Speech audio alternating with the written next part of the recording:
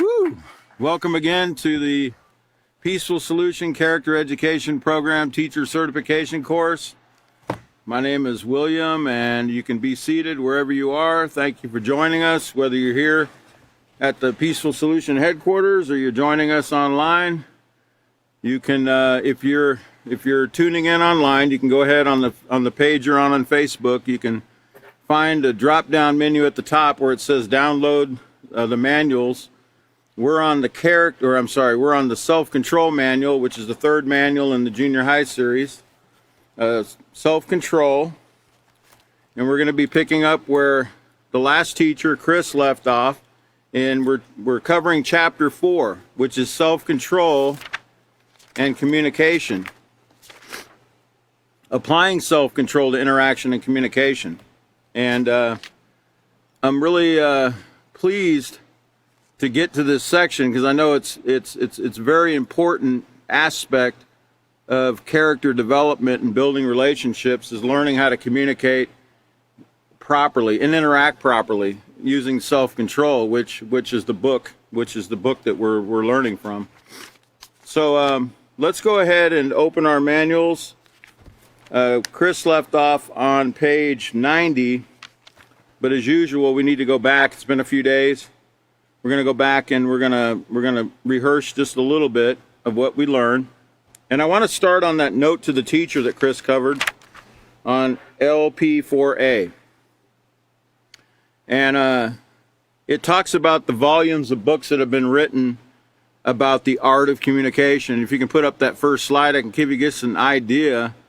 There are volumes, many, many different types of books, some of them about active listening, which we learn about in the Peaceful Solution here.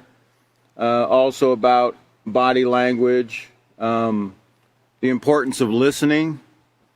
I think there's even a book there called Verbal Judo. Well, we don't promote judo, but those are just some of the names of the volumes and volumes of books out there about the art of communication, because communication is an important aspect of character development. So it says, talk shows discuss how many problems arise because of misunderstandings. Conflicts arise and wars are fought because there's a breakdown in the ability to converse and in turn listen to what is being said. So self-control is vital to successful communication and healthy interactions. That word vital, it means it's of the utmost importance. It's necessary, okay? So this fourth lesson is we're focusing on the skills needed to communicate effectively with respect and consideration. And then it goes on to say in the second paragraph, and I think this is important, this is why I wanted to read this again, that one of the best ways a teacher can instruct students in the art of proper communication is by their example. And it says, make every effort to actively listen to your students, remembering to read body language, facial expressions, and tone of voice.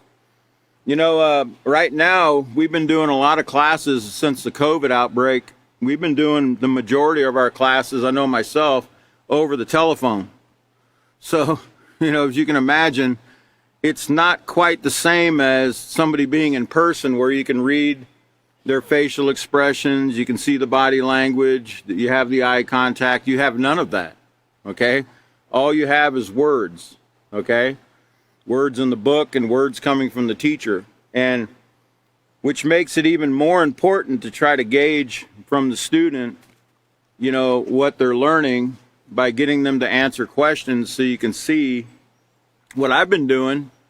What I've found is quite effective, and I'm telling you this because you might have to do this yourself as a teacher. What I've been doing is I've been making them write me a summary of the lessons. A lot of my students are they'll tune in to watch these lessons at a later time. They'll watch the lesson, and I tell them you need to write a summary of what you learned in that lesson. And that gives me a really great idea of how much they comprehended in the lesson by what they write on paper. And I'm telling you, I've got some pretty excellent summaries from some students. And I think people can verbalize, or they can sometimes explain things better when they write it down than they can when they try to say it verbally. Sometimes written communication is easier for some people, and I've found with students it is a lot easier for them to write out what they've gained, the knowledge, the insight that they gained on paper, than it is to verbalize it to me. They probably feel a lot more comfortable when they're not, the teacher's not right there, and they're thinking, am I going to say the wrong thing, or whatever, well, they can do it in the privacy of their own home. They can think about it. The teacher's not there, so they have a little more time to word it correctly, and et cetera. It's been working out really great. So, but again, you don't have the advantage, when you're over the phone with somebody, to know how they're receiving the information, because you can't really see their reactions. So anyway, it says, encourage proper communication skills within the classroom at all times. Never condone disrespectful, aggressive, or violent interactions. And above all, maintain your own self-control in every teacher-student interaction. Because remember, we're teaching by example. That's the best way to teach. And none of us are perfect. We do make mistakes at times, but if we're quick to correct it, if we don't let it go, and we show the humility to the student and say, hey, I shouldn't have reacted like that. I apologize. It gives the student a great example of humility and how to practice, forgiveness, humility, and settling things using the peaceful solution. If they see us do that, they'll learn that, hey, we're all still learning. None of us are perfect. Okay, so let's look at, now let's look at the LP4D, and we're going to look at number 4, because that's where we're going to be picking up on tonight. It told us there, tell students that positive communication and interaction builds strong, respectful relationships, and have students turn to page 89 and 91, or through 91 in their handbooks, and read the sections entitled Introduction and What Exactly is Communication. Stress that for communication to be successful, self-control must be used, okay? And that word must, if you're a legal scholar, you'll know that means, there's no wiggle room. You have to do this in order to have proper communication between a listener or a speaker and a hearer. Okay, so let's go ahead and turn over to page 89 and just quickly review what Chris went over on 89. Let me get my bearings here. So at the top of the page, it told us it takes self-control to interact and communicate respectfully. Can you put up that slide? Y'all remember the self-control acronym in the peaceful solution? Stop so you can, think. Stop so you can calm down, so you can let the emotions pass, so you can think clearly about what your options or your choices are in that situation. And remember, your options should never be negative options. You shouldn't be thinking, well, I could slap them, or yeah, I could just go ahead and, no. You shouldn't be considering the negative, Eliminate the negative and accentuate the positive in everything. And then consider your positive options you have in that situation and proceed with the right option for that particular situation. And remember, a right option or a right choice, it never brings harm to somebody, whether it's physical harm, emotional harm. Remember, words, as we're going to learn tonight, words can be more damaging sometimes than fists or anything else. Okay, so remember that STOP acronym at all when we're talking here about, as we're going through this, because it takes self-control to interact and communicate respectfully. And you're interacting all the time, daily, unless you're on the top of Mount Tibet and there's nobody there, Yetis running around or something, you're pretty much interacting with each other on a daily basis. So this is going to come in handy for every interaction, because I think Chris might have mentioned last time, or it could have even been David, that each interaction we have with each other counts. It counts. Whether it's just a hello, how you doing, or a smile as we pass by, or an acknowledgement, or any kind of communication, a business dealing, transaction, or whatever communication we have with each other, it counts. In other words, people remember those interactions. People will remember, well, how we said, the way we looked when we said it, whether it was positive or negative, etc. So we have to be careful to make sure that, we leave a lasting impression of a positive interaction in someone's mind, not something negative. And if we do have a negative interaction, like I said, we need to be quick to fix it. That's remember, none of us, we're all practicing the peaceful solution. Okay? And today, what is it, 103, 104 degrees? There might have been times we felt a little hot and a little sweaty, and, we might not have handled things. We're crazy from the heat, so to speak, and we had one of those momentary lapse of peaceful solution reasoning in our mind, and we said the wrong thing, or we reacted a little harsh or whatever because, we didn't apply proper self-control. We should have set our mind in advance that, hey, today's going to be a hot day. I probably, might get a little heated if I'm not careful. So set your mind in advance, to go to the extra mile to try to deal with people in situations in a way that we don't overreact or something. We could do that to kind of try to avoid those kind of things. But those are the kind of things we got to keep in mind when we're interacting, because remember, interactions count. They are, people remember what we said and what we did. So it tells us that imagine not being, I'm in the first paragraph, it says, imagine not being able to communicate with those you care about. Simple things that you now take for granted would be impossible. Imagine, I think Chris mentioned, your house is on fire and you can't call the fire department because you can't communicate. Can you imagine that? You just have to sit there and watch it burn down. Can't tell anybody anything. He mentioned coma, where somebody's in a coma and, they can hear everything going on. They're aware of their surroundings, but they can't talk. They can't move. They can't let anyone know that, hey, I can hear you. I'm here. I'm alive. I'm aware. They can't do it. Okay, so imagine, how frustrating that could be. And some people are in comas for years. Okay, I remember a man, one of those Israeli leaders, I think it was, what was that guy's name? Ariel Sharon. I think he was in a coma for 11 or 12 years. Okay, if you can imagine that, that's a long time. So some of these comas can last quite some time. Okay, so in the second paragraph, it says, ironically, the way in which we communicate often leads to misunderstandings, hurt feelings, and conflicts. And now, if you can put up the next visual, you'll see that, it's gotten so out of hand, that they have to have these, keyboards with, 1,000 emojis on there to make sure that whoever you're communicating with understands how you're feeling, what you're thinking, or whatever at the time you're sending that message.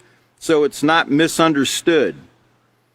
They got that smiley face, where you can send because sometimes somebody might think they don't see when you're texting, they don't see your facial expressions, they don't see your body language, they don't hear your tone of voice.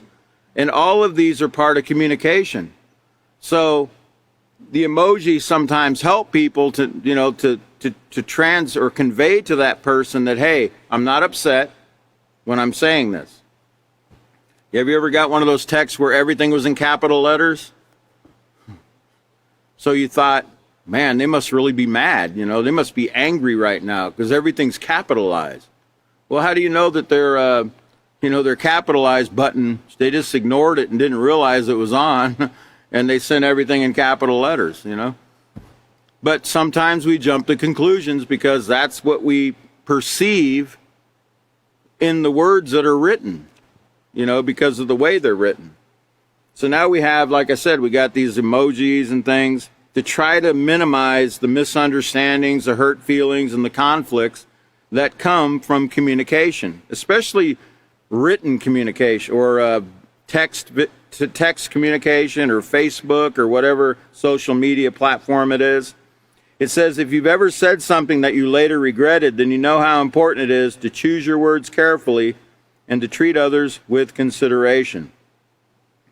Or as I think Chris told us once, the author said, you know, choose your words carefully before you spits them out of your mouth, you know, like you chew your food. Make sure you chew your words carefully before they come out.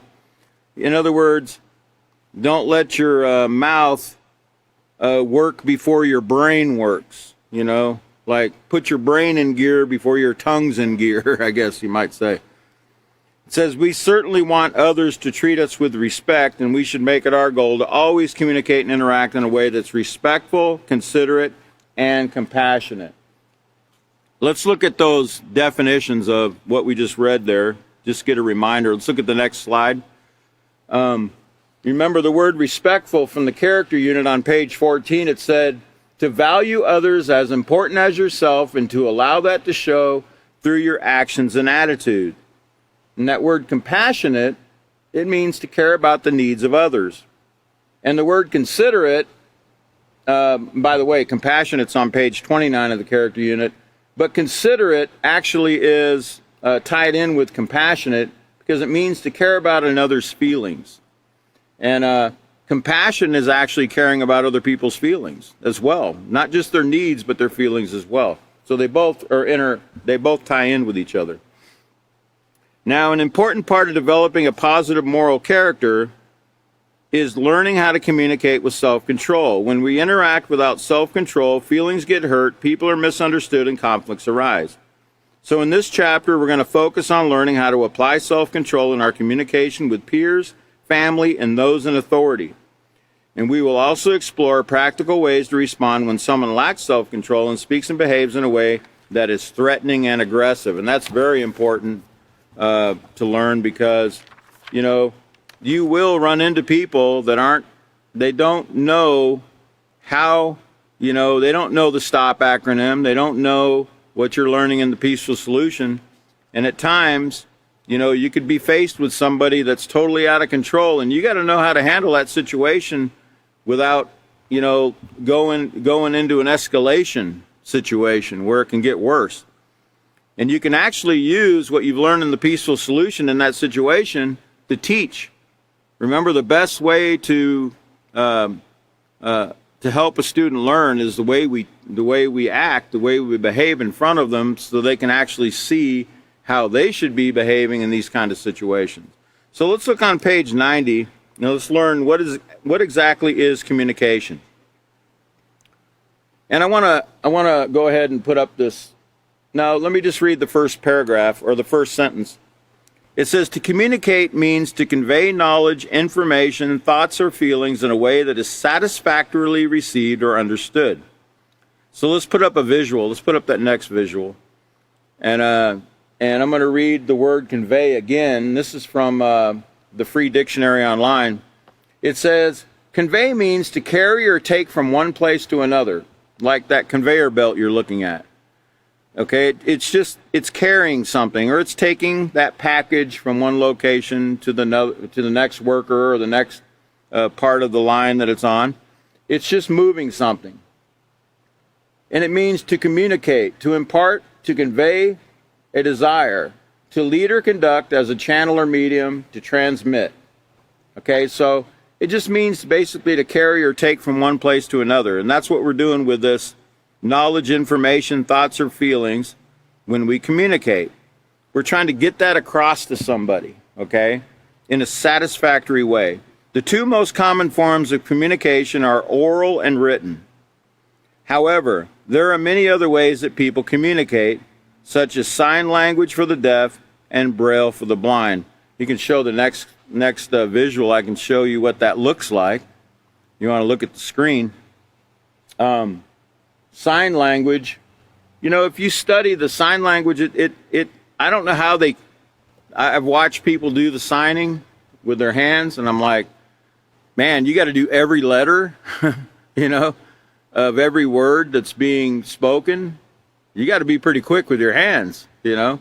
But if you look at those sign language symbols, how you should have your fingers when you're making, how your hands should be when you're making the signs, it makes a lot of sense if you study it.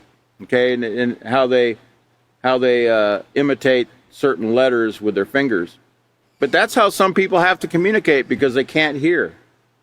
And then on the right, you have what's called Braille, which is just like they're like little bumps, you know, that you feel with your fingers if you're blind, and you can actually read signs, and you can, you know, and read books. They have books in Braille. They have signs in Braille. I know in different buildings, public buildings, they have signs that are Braille for the blind, so they know if they're going in the right bathroom or the right classroom or whatever else. But imagine having to do that. Well, you'd probably get pretty proficient at it if you were blind. You would probably get real proficient at reading Braille. And if you were deaf, you could probably become an expert in sign language. But just remember, these are some forms of communication that certain people have to use on a daily basis. Now it says, communication is the most important aspect of building relationships with others. The words you use, your tone of voice, facial expressions, and body language all work together to convey what you think and feel. So we're going to learn about all those different, I used to think communication, what do you mean? What do you mean you got to learn about communication? Isn't it kind of simple? I say something, you hear me, right? I mean, that's all there is to it, isn't there? Well, it's not that simple, okay? There's a lot that goes into communication, and sometimes words have nothing to do with communication, because we can communicate, as we're going to find out. Body language says a lot. The way we look says a lot without saying a word. So we can sometimes communicate without using words, as we'll see as we go along here. So it says, did you hear what I just said?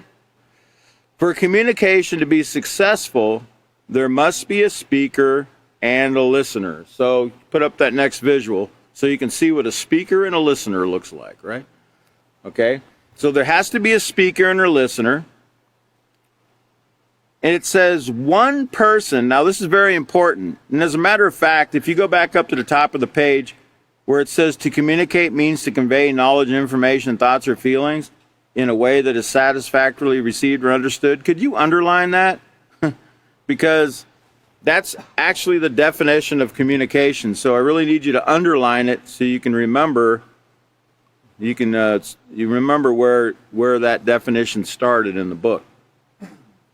So it says, for communication to be successful, there has to be a speaker and a listener. One person must give information, that would be the speaker, or, a person that's using a sign language, like we just saw, and the other must be willing and able to receive the information. Okay, now that's important. You need to underline that. One person must give information, and the other must be willing to and able to receive the information. Okay, now let me give you an example of that. Let's go to the next slide. Okay, here's a very primitive form of communication. Now, how many of y'all remember that when you were about 5 or 6? You ever talk to your friend in a tin can? Kind of like who's those guys? Alexander Graham Bell and the other, his friend, was it Watson? Can you hear me, Watson? And one guy's got the can, the other guy's talking through the string there, I guess, and they can hear each other. That's a primitive form of communication, but nonetheless, I'm glad we're not using cans. How about you? Can you imagine having to carry a can everywhere with a long string from here to Los Angeles just to talk to your friend over in Los Angeles? Wouldn't work too well. Or how about carrier pigeons? How about, or Pony Express? Sometimes it took days to find out who your new president was. They had an election on the East Coast, and by the time you found out who the president was, he'd already been inaugurated and been in office for at least 2 months, before you found out about it. But it says, one person must give and one must be willing. Okay, let's look at the next slide. So, here's somebody giving the information. Mom's on the phone, and she says, son, your father and I have told you again and again you're not to leave the house without asking our permission first. You could be lost or hurt, and we wouldn't even know where to begin looking for you. So, the mother's giving the information. But look at the boy. Okay? Does he look very willing to receive that? Well, not according to his body language or his facial expression there. You see his eyes rolling up in his head. And he's thinking to himself, here we go again. Sounds like a skipping CD. Or, as we used to say when I was growing up, she sounds like a broken record. Right? Does that look like somebody who's able or willing to receive the information? No. So, you think they're comprehending what mom's trying to tell them? Do you think they're satisfactorily receiving the message that's being given to them? No, they're blocking it out. You can tell by the way they look, right, and what they're thinking, right? They're not hearing a word mom said. And guess what? It's going to occur again. He's going to leave the house without permission. Mom's going to call him again, and she's going to say the same thing again, and he's going to think the same thing again until he wakes up and realizes that, hey, wait a minute. I'm supposed to be practicing the peaceful solution and asking my parents to leave the house before I leave. I'm supposed to be getting permission, right? You're not taught that. Now look, you all think that should be a no-brainer. It's not. I remember telling somebody in Rio Bravo, Texas. I had a student in Rio Bravo, Texas that told me that when I told this student that the peaceful solution, when I read it in the Building Moral Excellence unit, which is a unit that's later on in high school, that her parents, she belonged to her parents, and that her parents needed to know before she left the house. She said, that's not what the policeman told me. She said, the constable told me I could leave whenever I want. I was like, okay. So it's not universally understood by everybody that you have to ask permission from your parents before you leave house. Okay, now if you're instructed in the peaceful solution from a very early age, you are taught those things. You're taught you need to ask before you do things. But not everyone's been taught the same way, as I found out. So it says, one must be willing and the other must be able to receive the information. All right, let me give you another example. Let's go to the next visual. So I'm at Sam's Club. Okay, just think of this for a minute. I'm at Sam's Club, and I'm in the toilet paper section. And I'm looking for some Palm toilet paper. All right? That's my brand. That's what I want to use. So there's a worker standing there, and I ask him, I say, Palm? Do you have any Palm here? And they're like, kind of looking, shaking their head like, and I say, Palm. And he's like, I say, Palm.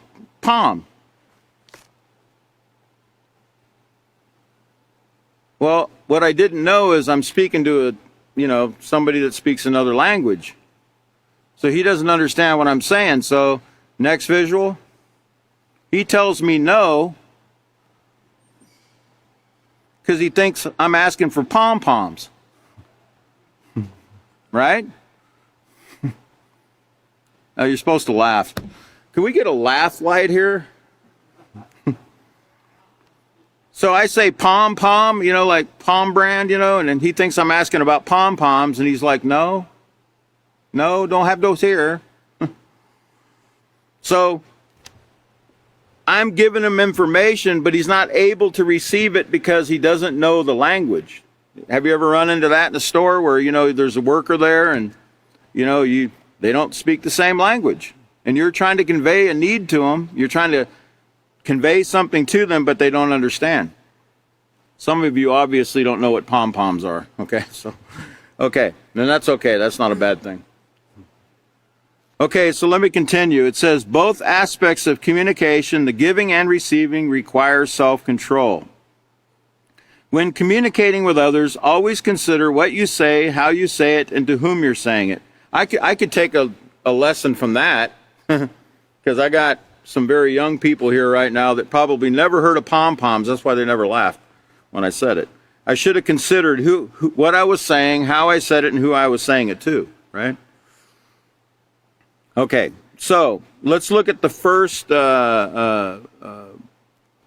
what we need to think of first is what we say. It says, stop and think about the words you're using. Okay, so look at the next visual. Stop and think about the words you're using. This is what we need to do. We need to stop and think about the words we're going to use. Are they the best words to explain ourselves or to convey our thoughts and feelings? Words are powerful.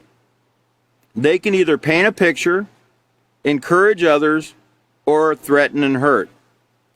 And it says words can be so damaging that they're said to be as hurtful as physical violence. And you remember that next visual, you remember a few weeks ago I showed you a visual of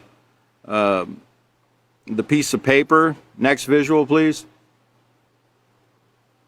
You remember I showed you the piece of paper where the smooth piece of paper is somebody's feelings before you say something to them that's hurtful or harmful.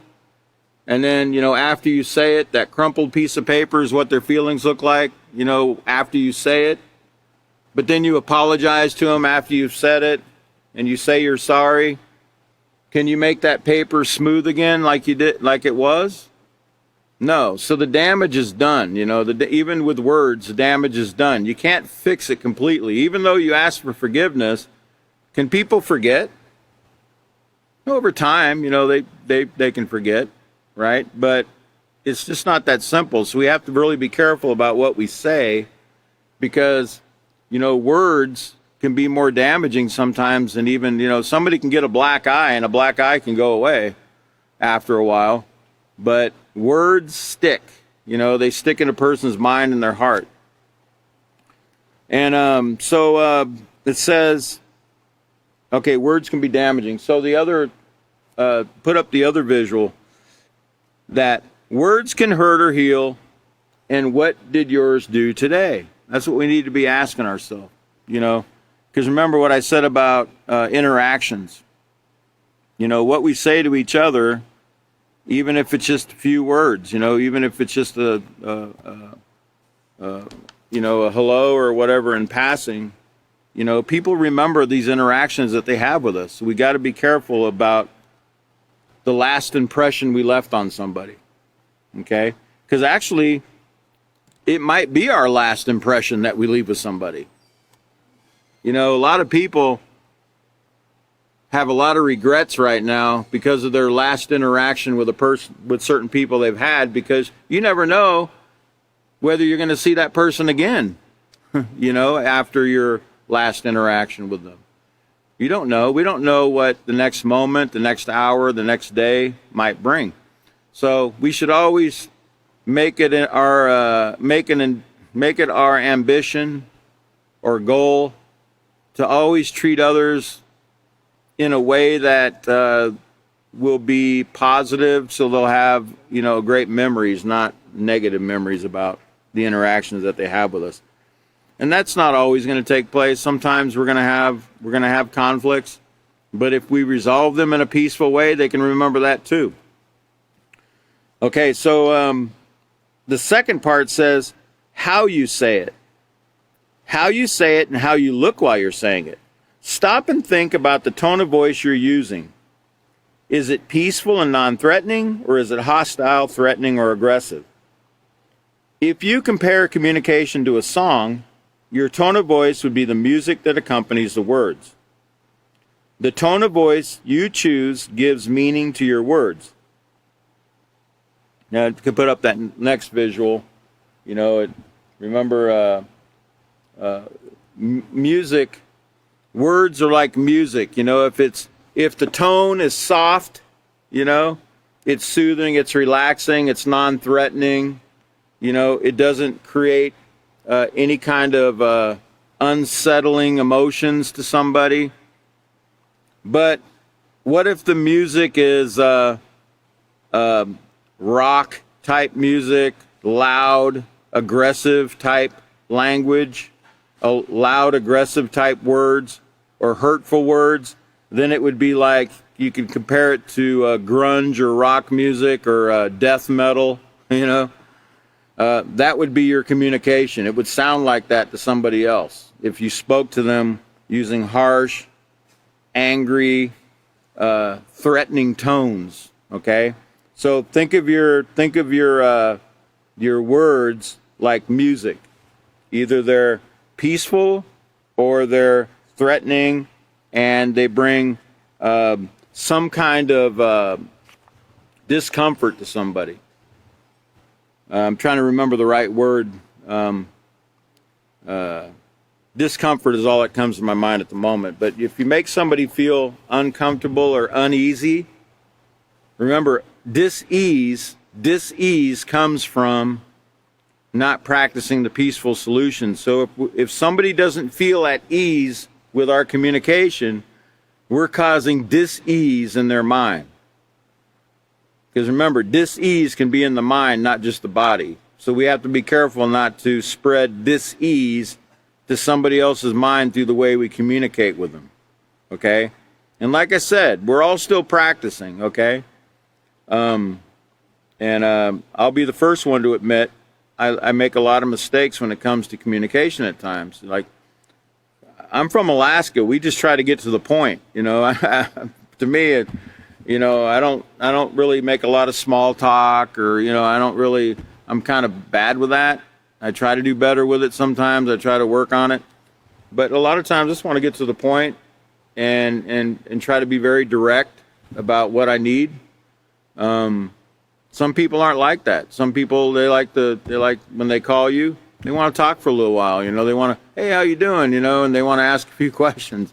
And sometimes, we might be busy, or we might be from Alaska and we just don't want to talk too much. But I'm trying to work on mine. I'm trying to do better on mine. So now also, it's not just what you say, it's how you say it and how you look while you're saying it. But it's also, let me finish that last paragraph there. It says, the tone of voice you choose gives meaning to your words. Have you ever called a friend and by the way he said, hello? You knew he was not in a great mood. Your tone of voice, facial expressions, and body language help to convey your true feelings when you speak. So if somebody answers the phone and they're like, hello, you already know automatically they're not having a great moment. They're not. It might not be that they're having a bad day. It just might have caught them at a bad time, right? So, and if you ask them, well, how you doing? They're like, I'm all right. You're like, well, you're saying you're all right, but you don't sound all right, right? So what are you going to believe more? Their tone of voice or the words they're using? So you see, their tone of voice is communicating much more than their words, because the words don't say they're doing very well. Their tone of voice tells you they're not having a great moment right then. Okay, so remember on page 91, it's also to whom you're saying it. We have to consider that as well when we're communicating and we're using self-control. We've got to consider whom we're saying it to. It's no secret that you speak to your friends differently than you do to your parents or other authority figures. Or at least you should. You don't tell your teacher, hey, what's up, dude? Or you don't tell the police officer, hey, dog. Or you don't tell your, you know what I'm saying? You don't say it that way. I wouldn't even call my friends dogs anyway, but I know some people, they communicate like that. But, you have to consider who you're talking to when you communicate with them, because when you do that, it shows that you're practicing self-control, that you took the time to realize, that's an authority figure, and that you recognize, hey, I need to show a much higher level of respect than I normally would. It says, for instance, while you might say, hey, what's up to your friends, you would more likely say, hello, Miss Sir, or hello, Mrs. Smith, to an adult. Using more formal language when addressing an adult or authority figure demonstrates self-control. It shows that you took the time to stop and think about the person you're speaking with, and then adjust your language to show respect. Okay? Adjust your language. All right, so let's look at the bottom here. It says, it's not always what we say, but the way we say it that shows respect to another person. And that's a quote from The Peaceful Solution. And let's go ahead and turn back now to page LP4D, and we'll look at number 5. It says, have students complete the Test Your Knowledge on Communication exercise found on page 92 of their handbooks. Review the correct answers. Emphasize, and that means really drill it into their mind, that only 7% of ideas are communicated by the words we speak. The remaining 93% is conveyed by our tone of voice and body language. And you know, that's my problem I have with social media and communicating over any kind of, whether it's WhatsApp or whether it's telephone or Facebook or whatever. The words are only 7% in normal communication. And you're left with no ability to see their facial expression, their tone of voice, their body language. So it's really not the best form of communication, okay? And there can be a lot of misunderstandings when words are written. And you have to remember a keyboard. I remember someone saying once in the Peaceful Solution program, they said a keyboard is just an extension of your tongue. You know, a keyboard, when you're writing, it's just like using your tongue. You're just not saying it. You're saying it with letters and characters. And it can be miscommunicated. It can be mistaken by the other party. And I would say there's a lot of that takes place. And, you know, even in our, in the Peaceful Solution and later books, like in the Workplace Manual, it talks about, you know, writing text in a business and making sure that you read it again a couple times before you send it. Okay, you know, and just make sure that it's conveyed properly. And then nowadays we got these phones, you know, where they're called smartphones. I don't know, mine's not very smart because it misspells a lot of stuff and it doesn't even say what I said. So you better be careful when you use that I don't know what they call that, speakerphone, or, you know, you speak into it and it dictates your words. You better read it first, because there's been a lot of things that I didn't say that went over text, and I was really regretting it because I didn't read it first, okay?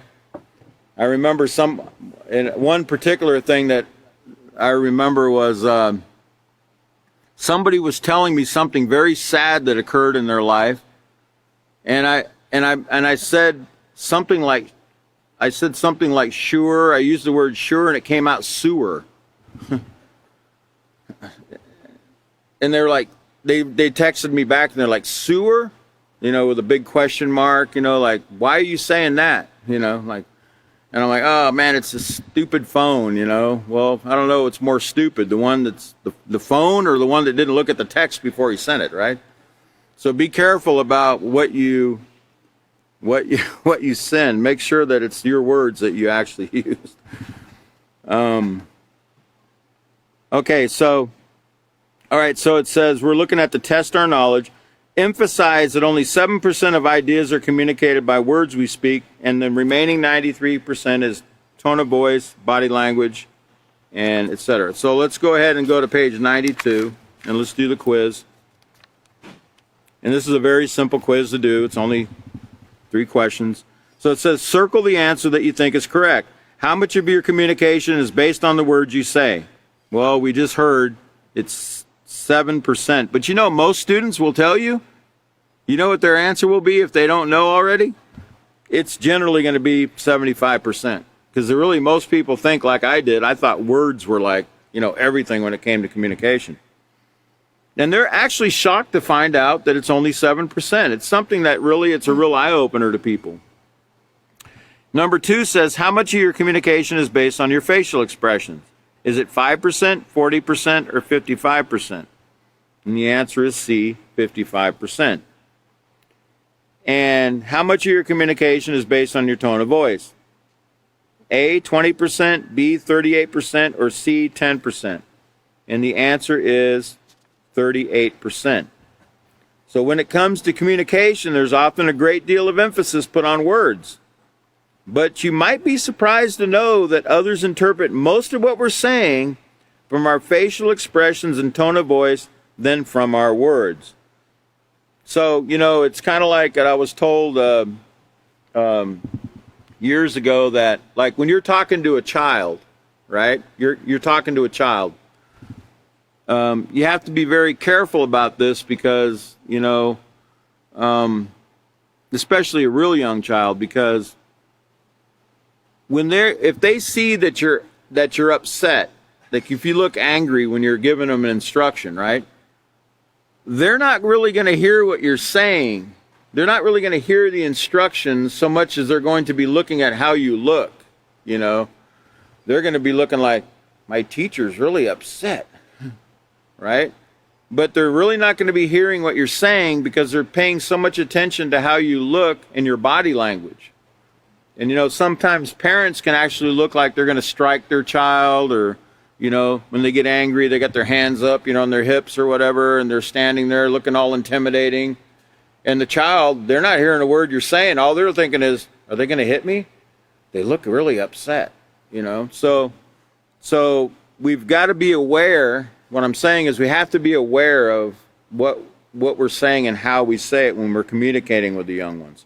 And I think I was told you really need to get down on their level, get down, and kind of look them in the eye and try to, remain calm and not, use harsh tone, etc. with them. And that's something else I try to practice with the young people, because I do realize that I was the same way. When I was young, I can remember when my teachers or parents talked to me, how they would give that look. And I was just looking about how they looked, if they were giving me that look or not. And I wasn't thinking too much about what they said. I was just concerned about, how they might react, whether I was going to get the belt. Boy, they sure look like they're upset. They're really angry right now. So I really didn't hear a lot of the instruction because I was looking at those things. Okay, so the correct answers are number 1 is C, number 2 is C, and number 3 is B. Okay, so let's look, let's see what we need to do now. Let's turn back to LP4D, and let's look at number 6, step 6. It says, explain to students that learning to actively listen not only requires stopping to consider the speaker's words, but also his facial expressions and body language. Listening for the facts and the feelings behind the facts will lessen the ability or the opportunity for misunderstandings. Have students read the section entitled Listening Also Requires Self-Control, found on page 93. Have students pay close attention to the section called Tips for Active Listening, found on page 95, and instruct them to complete the exercises on pages 96 and 97. Discuss answers with the class. So let's go ahead and turn over to page 93, where it says, Listening also requires self-control. Did you ever think there was this much to communication? And did you ever consider that, these things aren't taught in a public school? They don't know this. And a matter of fact, most adults don't know this because they were never taught in a public school. But unless you've been through some kind of a college course in psychology or sociology or counseling, you get a degree in counseling or some kind of therapy, you're not going to learn this kind of stuff. It's not out. The information's not out there. But the Peaceful Solution puts it in a format where you can teach it in a junior high school. And this information is extremely valuable, especially the part about listening and how listening is listening is the biggest part of communication, because you have 2 ears, but you only have 1 tongue. Right? We should use our ears a lot more than we use our tongue in a lot of cases. So, but people pay big money for people to listen to them, don't they?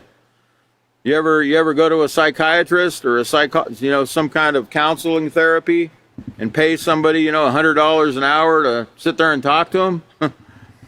Listening, people love people to listen to. People love people to listen to them. Everyone wants to be heard, okay? So it says, listening also requires self-control. Did you know that another important to communication is listening? Think about it. You can talk all day, but if the person you're talking to cannot hear or understand a word you said, then you've not communicated. That's right. Like Chris said in the last class, if you're sitting there speaking English to somebody that speaks Spanish, you're just like a loud horn or something. They don't understand anything you're saying, and vice versa. Okay? They probably want to understand, but they can't because they don't know the language. Self-control when listening means to make sure through active listening that you're not only hearing what's being said, but that you also understand the intent behind the words. You know why? You understand that most people that tell you things or they want something, they beat around the bush. They don't normally come right out and tell you what they're thinking, what they're feeling, what they want, what their needs are. A lot of times they try to beat around the bush and they expect you to figure out what they want. Okay? Because a lot of people, quite frankly, they might be prideful and they might be afraid to ask for a certain thing. Or they might feel like they're stupid because they ask a question. So they kind of go around it. They kind of indirectly say things trying to get information from you. And you're sitting there, if you're an active listener, if you learn these tools and tips that we're going to learn in this chapter, you'll actually be able to figure out what it is they're actually trying to convey to you through the active listening skills we're going to learn here.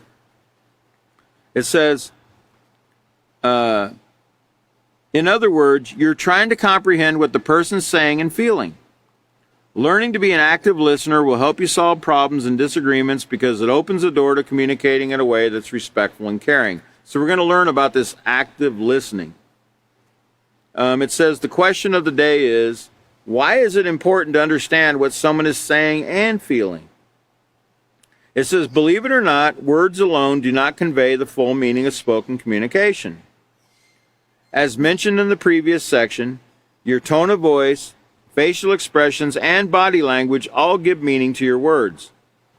A great listener not only hears the speaker's words, but also pays attention to the nonverbal aspects in order to fully understand the speaker's message. So I need you to underline or highlight that part right there, that a great listener not only hears the speaker's words, but also pays attention to the nonverbal aspects, the facial expressions, the body language, the tone of voice, etc.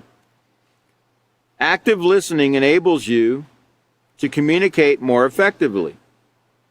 It also shows the speaker that you're really listening and that you care about what they have to say. And people, they want to know we care. They want to know they matter. They want to know that, they're important, and rightfully so. And, a lot of times, like I said, sometimes I might not feel like giving somebody that attention at the moment because my attention's on something else. And I'm going to tell you right now, I am famous for looking at my computer when somebody's talking to me. And I'll sit there and I'll be doing my work, and they'll be saying something to me, and I'll be sitting there, I'll be doing my work. Yeah. Oh yeah. But my mind is more on my work than it is on their words, and it shows because later on when I'm talking to them, they'll say, you know what I told you about, such and such thing, and I'll be like, no, I don't remember that. And they'll be like, what do you mean you don't remember? We just talked about it yesterday. And I'm like, when? Right? And then there's this conflict, because I'm sitting there saying I didn't hear it, and they're swearing up and down they said it. And I'm like, when did you say that? Right? Well, I said it yesterday. Well, the truth of the matter is, they did say it, but I'm on the computer, and my mind's somewhere else, and I really didn't hear everything they were saying. Okay? How many of you do that? You don't have to raise your hand, I guess, but just think about it, right? And I'm not saying you're on your computer. You could be doing anything. You might be mowing the lawn. You might be doing whatever. And of course, when you're mowing the lawn, it's going to be hard to hear anything but the lawnmower, but that's a bad example. But your mind is on something else, and somebody told you something, and you don't remember any, because your mind was on something else. we really need to train ourselves, or really try to give somebody our attention when they're talking to us. In other words, turn to them and look at them and gain all of what they're trying to convey, because you're not actively listening at all if you're not looking at them, because you have to be looking at them to be able to see their body language, right? Their facial expression.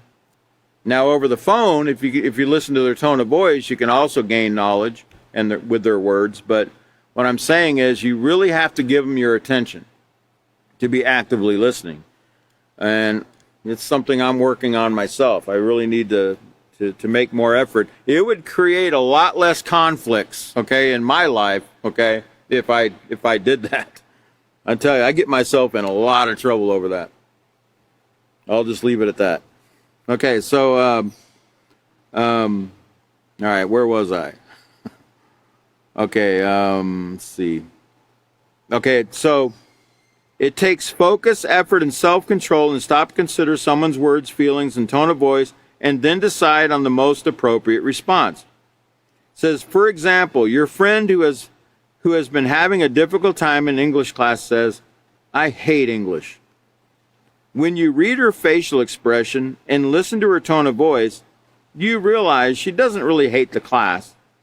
It becomes apparent that she's frustrated because although she's studying, she's still getting low grades. So, frustrated. Y'all remember what frustrated is? Turn back to page 31 in your book. Frustrated. Frustration means dissatisfaction that comes from unresolved problems or unfulfilled needs. Yeah, she has a problem. Her problem is she doesn't understand the math or the English or whatever the subject was. She's not understanding it. She's not understanding the English, okay, what she's learning in English. So she's frustrated about it. She doesn't feel like there's any, like she's ever going to get it. It says, when you read her facial expression and listen to her tone of voice, you realize she doesn't hate the class. It becomes apparent she's frustrated because although she's studying, she's still getting low grades. The right response would send a message to your friend that you were listening to her and understood what she meant. This is where learning to use self-control to become an active listener can really be helpful. Another aspect of active listening is empathy. Empathy means to be able to put yourself in someone else's shoes and feel what they might be experiencing. In other words, stop and consider how you would feel if you were trying hard on a subject and still were not doing well. You might feel frustrated or disappointed. You might even be tempted to give up. So when you respond to your friend's statement that she hates English class, you want to keep all these things in mind. And here's 2 examples of responses that show that you're listening. You could say, "Boy, it sounds like you're really frustrated." Or you could say, "I can tell that you're having a hard time in English class." Okay? Both of those responses would not only be appropriate, but they would show care and concern for what your friend is experiencing. And I've tried that. I practice that. I do try to practice that when people tell me certain things, and I will say, "Wow, it really sounds like I bet you that was really frustrating," or "I bet you that was really disappointing," when that took place. And I found that it's a door opener. They actually will talk to you more because they feel like you care, like you heard what they said, and then they offer more information, and eventually you can work the problem out with them. It says, active listening is a powerful means of communication. It gives you an opportunity to use self-control as you listen and then choose the right response. It's also a skill that takes practice, and more practice, because the normal tendency is to talk more than listen. Everybody wants to share their ideas, opinions, and be heard. The desire to be heard can make it hard to be patient and listen before responding, but it can be done, and you can do it. Because remember, if you're like me, I still practice at that too, is that I'm thinking about what I'm going to say more than I'm hearing what they're telling me. I'm thinking about what I'm going to say in return more than what I hear somebody saying to me, okay? And that takes practice to get over that, because we do usually want to speak more than listen. So it takes practice to change our thought patterns about that. So take time to listen to others no matter how much you want to speak. This shows self-control. Remember, that's what we're learning. We're learning about self-control in interactions and communication. Let's see. That's all the time we have tonight. What's our next class? 5/15, 2022 at 5:30 p.m. Central Standard Time. You've been a great class tonight. It's been a great opportunity and privilege, and we'll hope you'll join us again next time. Thank you very much.